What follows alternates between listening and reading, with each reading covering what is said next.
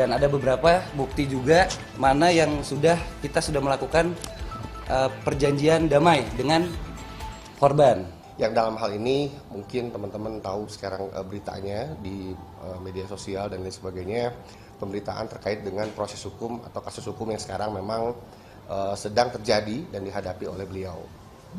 Jadi teman-teman semua mungkin kita ketahui ya, kasus hukum ini kan terjadi di Kepolisian Negara Republik Indonesia daerah Jawa Barat ya, atau Polda Jawa Barat, yang dalam hal ini ditangani oleh unit perempuan dan anak ya, PPA. Ada beberapa hal tentunya yang perlu kami sampaikan saat ini.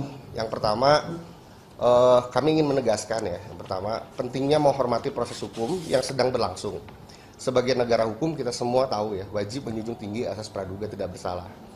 Saat ini kasus masih dalam tahap penyidikan dan klien kami berstatus sebagai tersangka. Kami tim penasihat hukum berkomitmen untuk menjalankan tugas secara profesional dan akuntabel dengan tetap mempertahankan hak-hak tersangka sesuai dengan ketentuan hukum acara pidana. Itu yang pertama. Yang kedua, sebelum pemberitaan di media saat ini berkembang, ini yang harus teman-teman semua ketahui, klien kami melalui perwakilan keluarga telah bertemu dan menyampaikan secara langsung permintaan maaf kepada korban dan keluarga korban, hingga akhirnya dapat diselesaikan dengan baik secara kekeluargaan dan diadakan perdamaian secara tertulis. Yang ketiga, dengan rasa menyesal, tentunya klien kami menitipkan pesan kepada kami, permohonan maaf kepada korban, ya, keluarga korban, dan seluruh tentunya masyarakat Indonesia sehubungan dengan adanya permasalahan ini. Kejadian ini akan menjadi pembelajaran berharga tentunya dan tidak akan terulang lagi oleh klien kami di kemudian hari. Bahwa klien kami juga tentunya bersedia bertanggung jawab di depan hukum dan akan menerima konsekuensi atas perbuatannya, termasuk konsekuensi terburuk di dalam rumah tangganya. Lalu yang keempat, terkait dengan informasi yang beredar di media sosial tentang kediaman atau alamat rumah klien kami yang berlokasi di luar Pulau Jawa, itu saat ini adalah tidak benar. Ya. Sejak tahun 2012, klien kami itu kediamannya sudah pindah dan menyewa apartemen di Kota Bandung. Lalu selanjutnya kami juga harus kami sampaikan ya, permohonan maaf pada seluruh masyarakat Indonesia agar tidak menghakimi ya. Kami minta tolong seluruh masyarakat Indonesia agar tidak menghakimi dan menyebarluaskan identitas pribadi berupa foto dan atau data pribadi lainnya di media sosial dari istri atau juga keluarga dari klien kami sendiri. Karena mereka tentunya kan tidak bersalah dalam hal ini dan mereka juga tidak turut serta dalam permasalahan yang sedang dihadapi oleh klien kami ini. Jadi tolong agar seluruhnya tidak menyebarluaskan data-data foto pribadi segala macam, keluarga maupun dari istrinya maupun dari klien kami sendiri. Lalu berikutnya kami juga perlu ini sampaikan ya. Kami ingin menyampaikan teguran-teguran keras ya kepada pihak-pihak yang telah menyebarluaskan. Ini kami lihat ada beberapa berita dan informasi di media sosial yang tidak benar dan tidak mendasar. Secara hukum, kami memandang beberapa pemberitaan tersebut yang beredar telah mencampur adukan antara fakta dan opini, bahkan cenderung menghakimi klien kami hingga dapat mengancam objektivitas proses hukum yang sedang berjalan ini.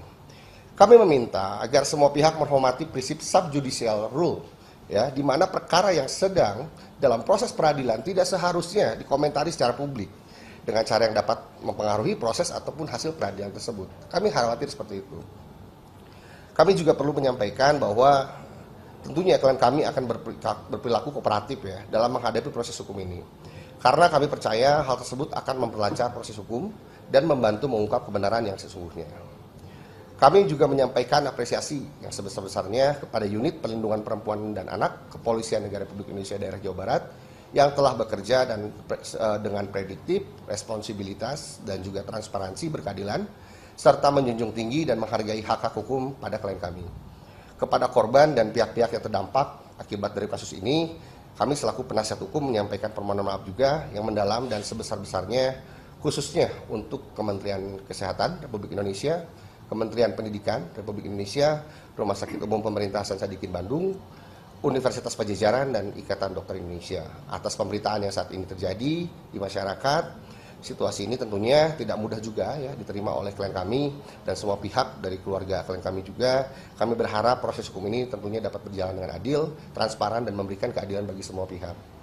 Mungkin sebagai penutup, kami mengingatkan bahwa dalam sistem hukum kita semua orang sama di hadapan hukum ya, dan semua orang juga memiliki hak untuk mendapatkan pembelaan hukum sampai dengan adanya putusan pengadilan yang berkekuatan hukum tetap. Prinsip fundamental ini tentunya harus dijunjung oleh semua elemen masyarakat Indonesia. Mungkin kita akan membuka beberapa bukti gitu, yang mungkin sedikit mengganggu gitu. Ada beberapa yang mempost foto-foto istri dari klien kami gitu ya, mungkin saya perlihatkan sebentar ya. Nah, ini ada foto istrinya, Wajahnya tidak tertutup ya. Wajahnya tidak tertutup ya. Untuk teman-teman semua yang kita minta, tolong jaga privasi untuk istrinya gitu, itu sih. Dan pihak dari istri klien kami juga merasa terganggu gitu. Itu dan ada beberapa bukti juga mana yang kita sudah melakukan perjanjian damai dengan korban. Ini asli. Nah, ini perjanjian damai. Isinya Kalau ada beberapa. terkait dengan ini, tentunya ini mungkin perjanjian perdamaian hanya secara prinsip kekeluargaan. Dia intinya dari pihak korban pelaku meminta maaf kepada korban, dan begitu juga terkait dengan perbuatannya ya dia mungkin tidak akan memperpanjang permasalahan dan sebagainya. Hanya itu aja.